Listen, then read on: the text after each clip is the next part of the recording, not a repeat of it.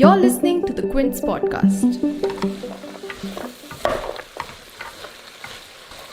ஒரு விஷயம் சொன்னோம், இன்னைக்கு பரவலாக நம்ம சாப்பிட்ற எல்லாமே செட்டிநாடுன்னு பேர் போட்டோம். Most of the food passed off as Chettinad Cuisine today is not actually so. Their food is actually not too oily or spicy. Nor do they have the habit of adding coconut to increase the quantity. Their gravies are watery. The oil, spice, and all the flavors are subtle and balanced. That is original Chettinad. நல்ல ஒரு மாதிரி மைல்டாக இருக்கும், எல்லாமே பேலன்ஸ்டாக இருக்கும். அதுதான் original ஆக்சுவலாக செட்டிநாடு பக்கம். That's Revati Shanmugam, a YouTube sensation from before YouTube even existed. She's been cooking for the camera since the early 90s, and you won't find a better expert in Chettinad cuisine. How's that for authenticity?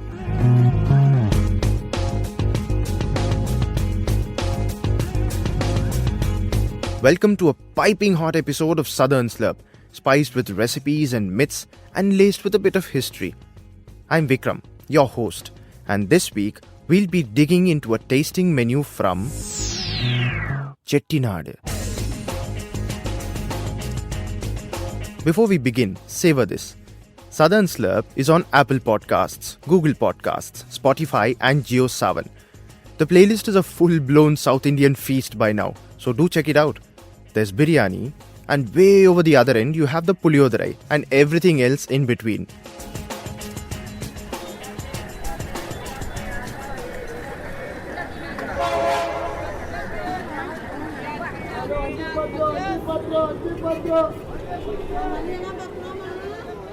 Chettinad cuisine is a genre by itself, and I say genre because it's like a supermarket for the senses. Let me explain. Consider this.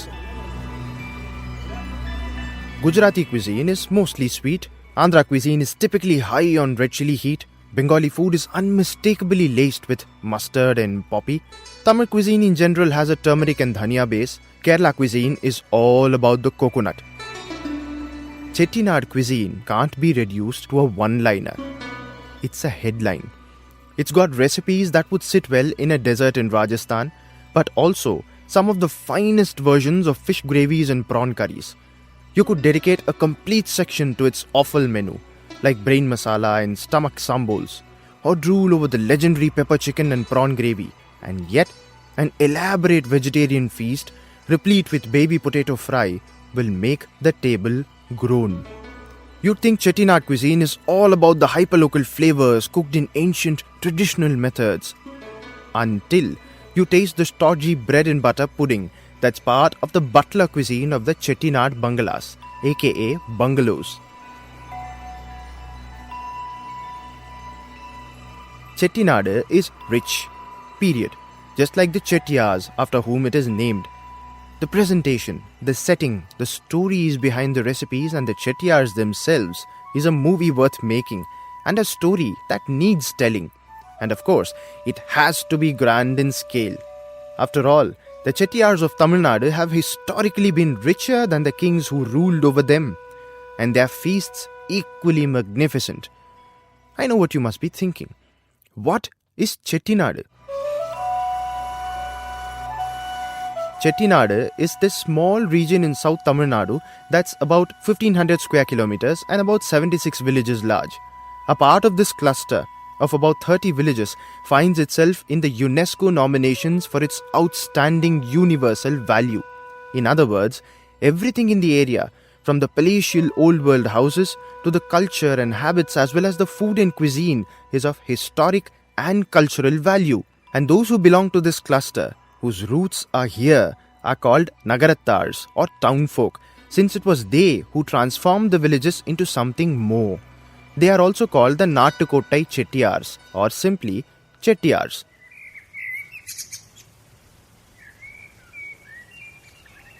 Traditionally, the Chettiars are mercantile bankers and traders of salt and spices, and this reflects wonderfully in the flavors of their food. For a community who live in villages that are deep inland, far away from the oceans, their cuisine offers up some exceptional seafood recipes, and that is because they've been maritime traders from even before the 8th century. And a number of them emigrated to Ceylon and Burma in the 19th and 20th centuries. Because they are traders who travel the world, their palate does too. And so you will find global influences in their recipes, ingredients, and cooking methods.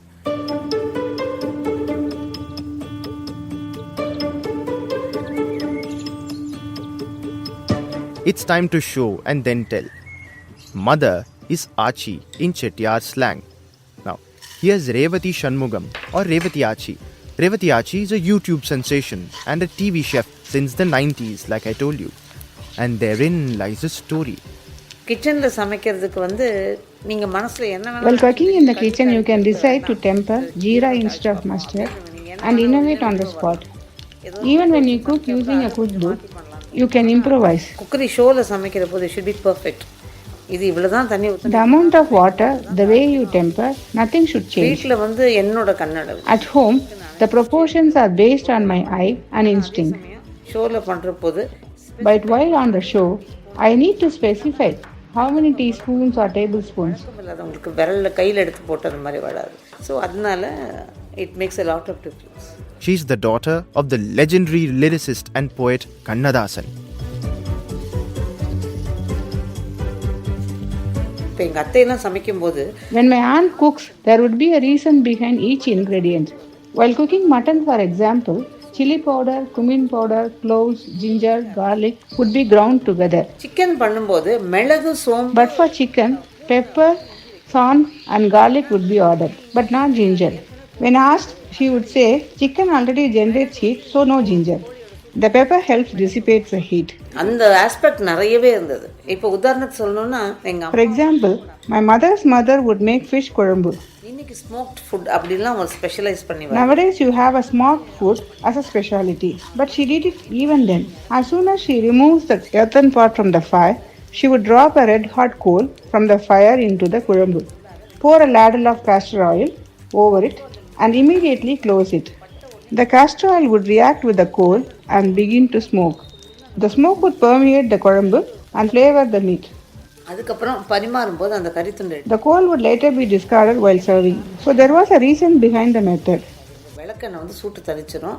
இந்த குழம்பு வந்து அந்த அப்படியே அந்த சூடு இல்லாமல் அந்த மீனும் ருசி கொடுக்கும். ஸோ அந்த நாள்லேயே அவங்க அவ்வளோ தூரம் பார்த்து பண்ணியிருக்காங்க. ஆனால் வயிற்றுக்கு ஏதுவான விஷயங்களை பார்த்து பார்த்து பண்ணவது அவங்க.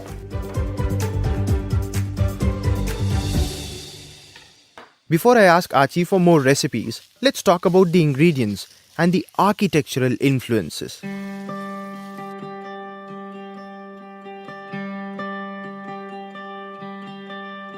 Chettinad cuisine is like its architecture.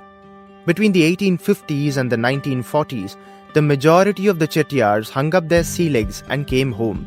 And with them, they brought the wealth of the world and an aesthetic that was rooted in Tamil tradition but touched by their wanderlust. And so the palatial houses of the Chettiars feature pillars of Burma teak, Belgian mirrors, Bohemian crystal chandeliers, Italian marble, and skills of wood carving, frescoes and egg plastering from the UK and Germany.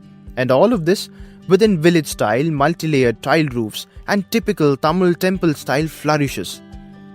Makes you want to check out the houses, no? You must. But the tastier point I'm making is that Chettinad cuisine is just so. Take for example the crab rasam, which is traditional and at least 12 centuries old but comes from the faraway ocean. Or the Uppu curry, mutton fry, that's a more ancient rural hand-me-down which peasants and the zamindars cook alike. And then of course there's the mandi, the quintessential Chettiar dish. It's a gravy, but it's also a curry. It's an accompaniment, but is tasty enough yet mild enough to eat as is, even without rice. It's a combination of Malaysian influences, Indian spices, and that inimitable Chettiar knack of combining heady spice in a way that leaves the final dish with subtle flavors that don't make you gasp for water.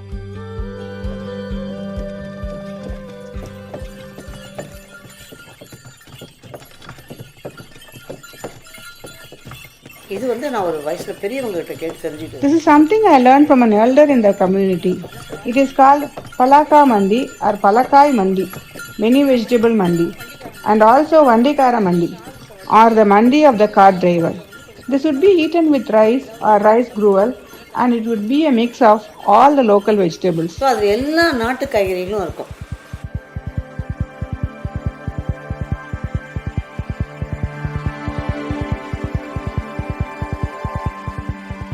அதனால் இது பலம் கொடுக்கும், வாய்க்கு ருசி கொடுக்கும். அதே மாதிரி பூண்டு, வெங்காயம் அதில் சேர்க்குற Every ingredient had a purpose to it. Fenugreek would dissipate the heat, garlic and onion would take care of the gas and indigestion. Tamarind would help preserve it and also stimulate salivation. So it would be an aid in digestion. That's why this mandi was a part of journeys those days. அந்த நாளில் பண்ணதாக சொல்லுவாங்க இந்த மண்டி. இப்போ என்னோட வருஷன் பார்த்தீங்கன்னா இந்த மாதிரி காய்கறிகள் நிறைய. Here is my version. I add 4 brinjals, half a raw banana, half a potato for taste, some red beans and cluster beans and a drumstick. இந்த மாதிரி எல்லா காயும், முருங்கைக்காய், அது அந்த காய்கறிகள் எல்லாமே சின்ன சின்ன. Slice them all into small pieces.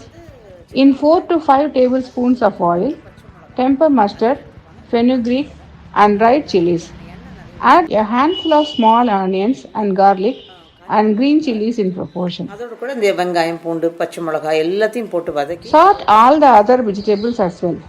Add the golf ball sized tamarind that was soaked in the water in which the rice was washed. Add salt. Let the whole thing reduce considerably and then remove from flame. This keeps well for 4 days. Today's mandi has been modernized. Some people add okra and lima beans. Mango ginger, chenna and capsicum is another interesting combination. அது ஒரு நல்ல combination, அதுவும் வந்திருக்கு.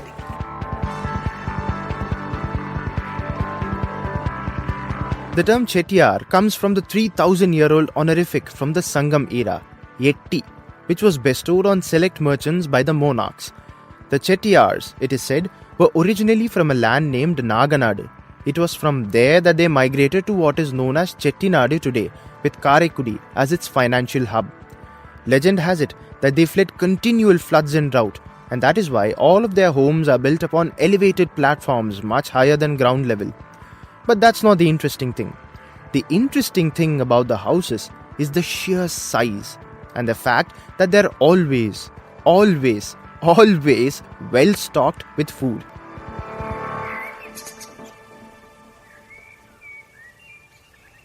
There's this oft-repeated story and it goes like this. Once, a thief breaks into a Chettiar's mansion and promptly loses himself in it. Unable to find his way out, he wanders deeper and deeper. He finds ration and utensils and he cooks for himself and eats and sleeps. And after spending about a month inside the mansion, he finally comes out.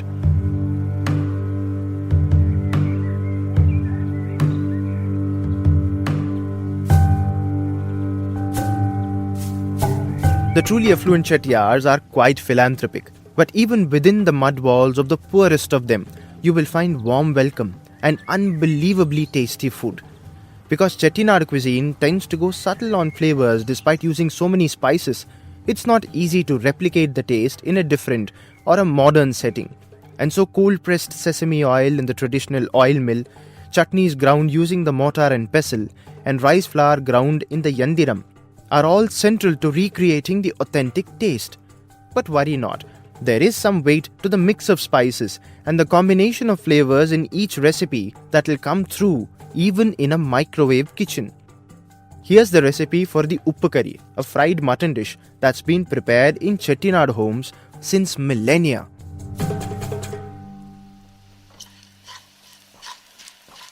இந்த உப்பு கறின்னு பார்த்தீங்கன்னா இதை வந்து just உப்பு மட்டும் சேர்த்து The mutton would be salted and boiled well in a mud pot in those days. The meat that is bought will have to be very, very tender and must be chosen carefully. It would be removed when parboiled. In some oil, urd dal, sant and dried chilies would be tempered and the meat added to this along with the water it was boiled in. It would be then cooked until the water completely dissipates. No other ingredients other than just the urd dal, sant and dried chili. Even in my house, some eat curd rice with this flavored red chili. நிறைய பேர் நான் எங்கள் வீட்டிலே பார்த்துருக்கேன், என் பிரதர்ஸ்லாம் என்ன பண்ணுவாங்க, அந்த காஞ்ச மிளகாவே எடுத்து தயிர் சாதத்துக்கு தொட்டு சாப்பிடுவாங்க.